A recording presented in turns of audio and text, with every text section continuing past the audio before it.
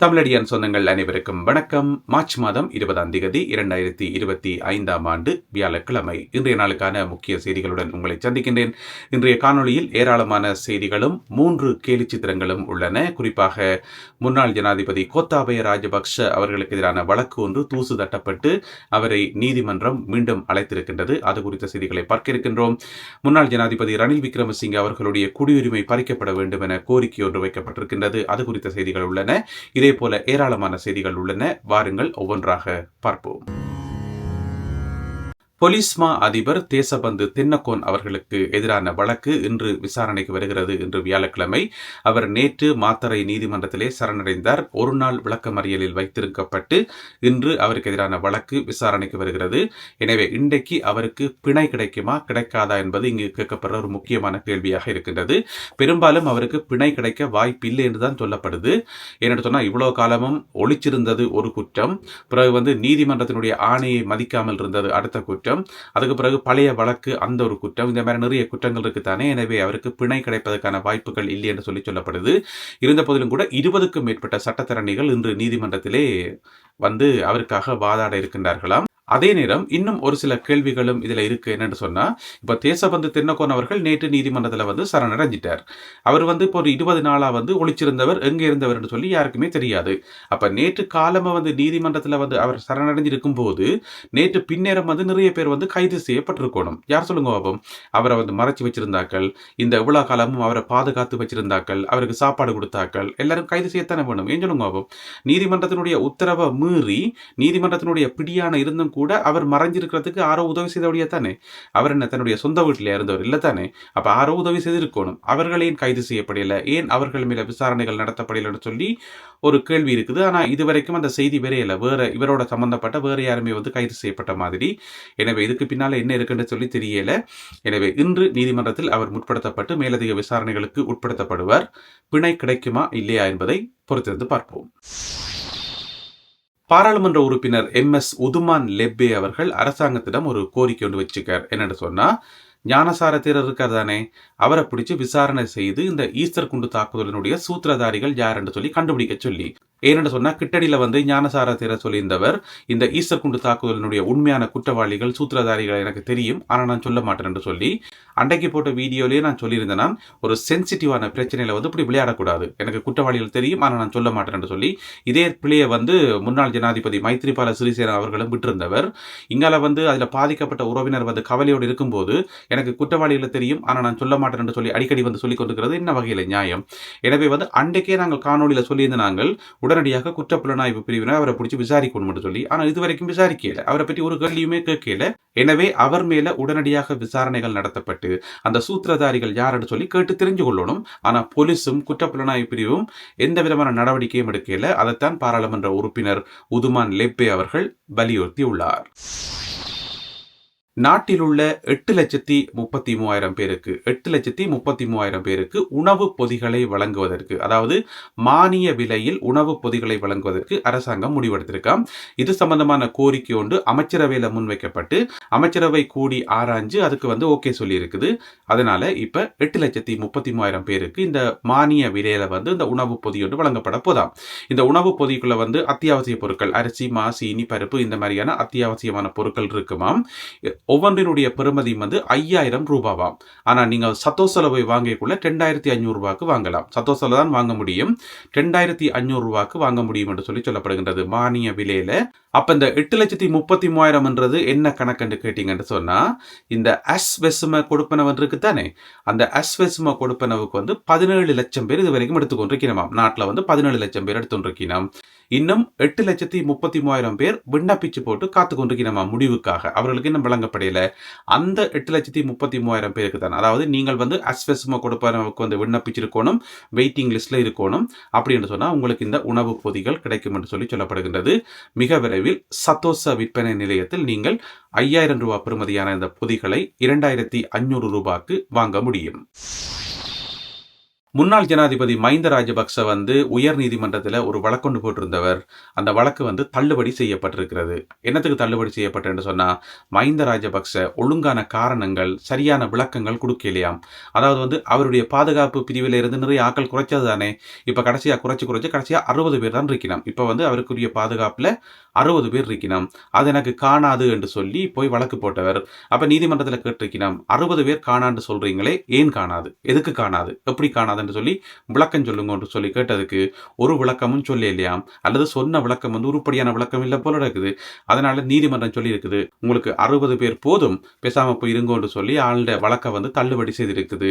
என்ன பிரச்சனை சொன்னா, இப்ப வழக்கு போடையக்குள்ள 60 பேர் காணான்னு சொன்னா ஏன் காணான்ற கேள்வி வெறுந்தானே. உங்களுக்கு என்ன பாதுகாப்பு பிரச்சனை இருக்குது, என்னென்ன பிரச்சனை இருக்குன்னு சொல்லி நீதிமன்றம் கேட்கும் போது அதுக்கு ஒழுங்கான பதில் சொல்லத்தானே வேணும்.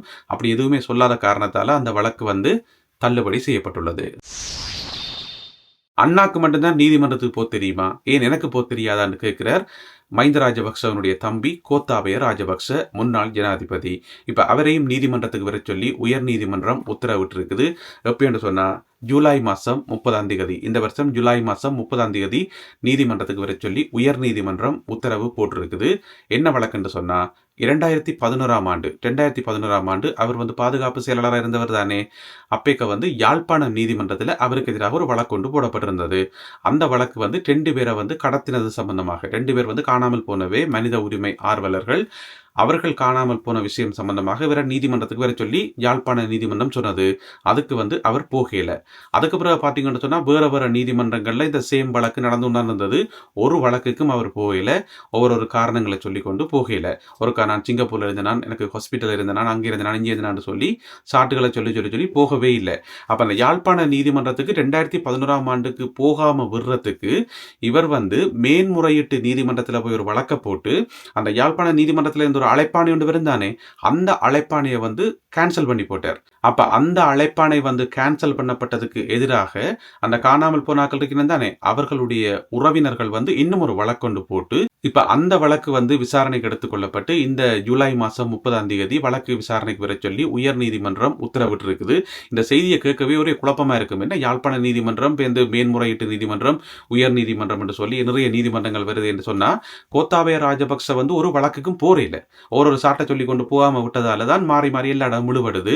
இந்த காணாமல் போன 2 பேரும் யாருன்னு பாத்தீங்கன்னு சொன்னா, மனித உரிமை ஆர்வலர்கள். அவர்களுடைய பேர் குகன் முருகானந்தன், மற்றவருடைய பேர் லலித் வீரராஜ். 2011ஆம் ஆண்டு யாழ்ப்பாணத்தில் வச்சு காணாமல் போனவே. முதல்ல சொல்லப்பட்டது அவைகள் காணாமல் போயிட்டோம் என்று சொல்லி, பிறகு அமைச்சராக இருந்து இப்ப ஜெயிலுக்கு இருக்கிறதானே கெஹலி ரம்புக்வெல, அவர் பிடிச்சி சொல்லிவிட்டார், இல்ல அவைகள் காணாமல் போகல, அவையில குற்றப்புலனாய்வு பிரிவினர் விசாரணைக்கு தான் கூட்டிக் கொண்டு போனவே என்று சொல்லி ஒரு கதையை சொல்லி விட்டுட்டார் பிடிச்சு. அதுக்கு பிறகு அந்த கேஸ் மற்ற பக்கம் திரும்பிட்டுது. இப்ப குற்றப்புலனாய்வு பிரிவு கூட்டிக் கொண்டு போனோம்னு சொன்னா அவையிலானே பதில் சொல்லணும். அப்ப பாதுகாப்பு செயலாளராக இருந்தவர் கோத்தாபய ராஜபக்ச, அவர் தானே பதில் சொல்லணும் என்று சொல்லித்தான் நீதிமன்றத்துக்கு வர சொன்னது யாழ்ப்பாணத்துக்கு. ஆனால் அவர் போகல. இப்ப அந்த வழக்கு தான் இப்ப திரும்ப தூசு தட்டப்பட்டு இந்த வருஷம் ஜூலை மாதம் 30ஆம் தேதி திரும்ப வழக்கு இருக்குது. அதுக்காவது போவாரா இல்லையான்றதை பொறுத்திருந்து பார்ப்போம். அடுத்த செய்தியும் முன்னாள் ஜனாதிபதி ஒரு ஆளை பற்றின செய்தி தான். முன்னாள் ஜனாதிபதி ரணில் விக்ரமசிங்க அவர்களுடைய குடியுரிமை பறிக்கப்படும் என்று சொல்லி ஒரு தரப்பினர் கோரிக்கை வச்சிருக்கணும். கோரிக்கை வச்சாக்கள் யாருன்னு பார்த்தீங்கன்னு சொன்னா, காணாமல் போனோருடைய உறவினர்கள்.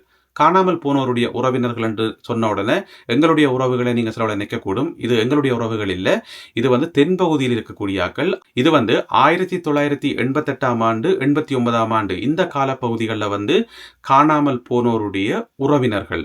அப்ப பாருங்க, இந்த காணாமல் போனவர்களுக்கும் காணாமல் போனவர்களுடைய உறவினர்களுக்கும் இந்த மத இன வேறுபாடு ஒன்றுமே இல்லை.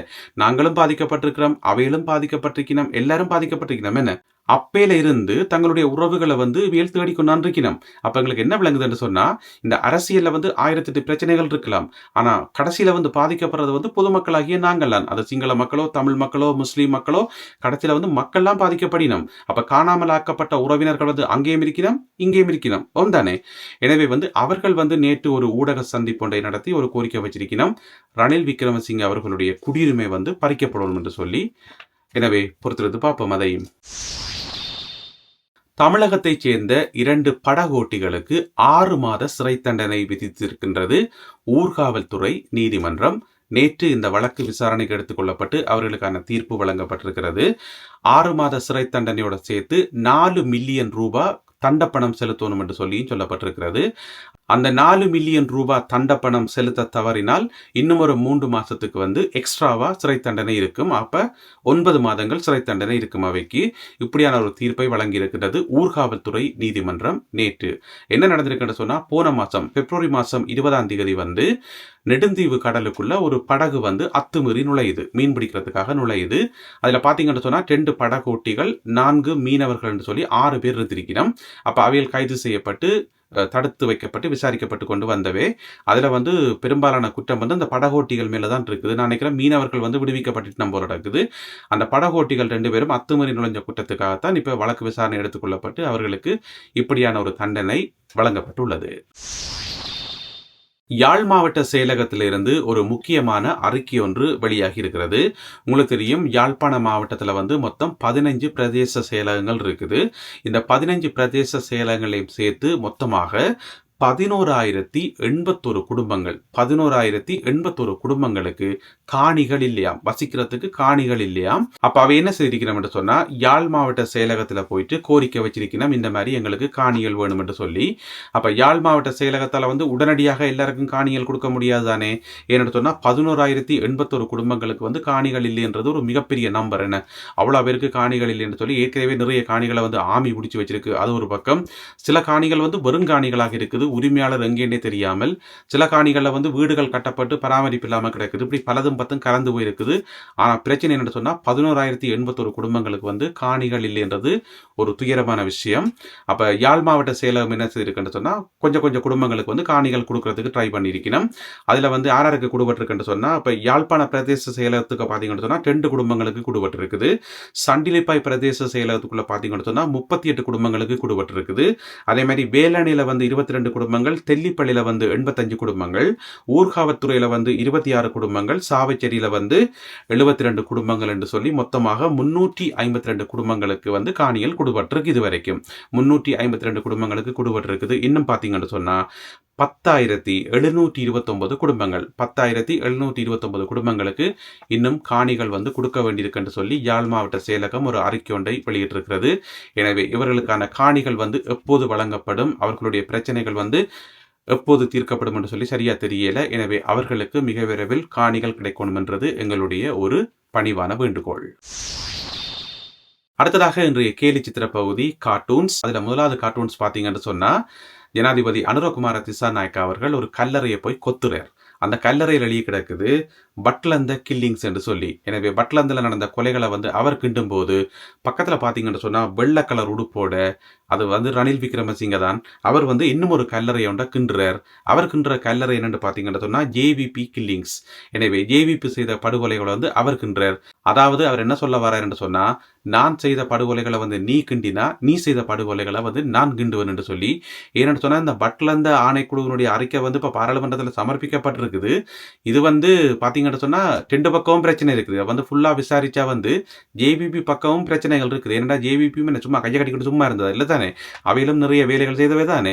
எனவே வந்து இதை கிண்ட ஆரம்பிச்சா வந்து 2 தரப்பு பிரச்சனைகளும் வந்து வெளியில வரும். எனவே வந்து ஒரு பக்கம் ஜனாதிபதி அனுரகுமார திசாநாயக்கா தோன்றார், மற்ற பக்கம் ரணில் விக்ரமசிங்க தோன்றார். இது முதலாவது கேலி சித்திரம். அடுத்ததாக ஜனாதிபதி அனுரகுமார திசாநாயக்கா அவர்கள் தேர்தல் பெட்டி இருக்குதானே, வாக்கு போடுற பெட்டி, அதையும் தூக்கி கொண்டு போறார். அதாவது தேர்தலை எதிர்கொள்றதுக்கு தயாராக போய்கொண்டிருக்கிறார். அந்த நேரம் பார்த்து ஒரு ஆள் ஒளிச்சிருந்து ஒரு கல்லை தூக்கி எறிகிறார். என்னத்துக்கு மேல எறிகிறார் என்று சொன்னா, ஒரு தேன் கூட்டுக்கு மேல எறிகிறார். அந்த தேன் கூட்டு எழுதி கிடக்கு ஸ்ட்ரைக்ஸ் என்று சொல்லி, அதாவது வேலை நிறுத்தம் என்று சொல்லி எழுதி கிடக்குது. எனவே வேலை நிறுத்தத்தை இந்த எலெக்ஷன் டைமா பார்த்து தூண்டி விட்டு கிடக்குது. அங்கால பாத்தீங்கன்னா கல்லெறிகிறது வந்து ஒரு வெள்ளக்கை.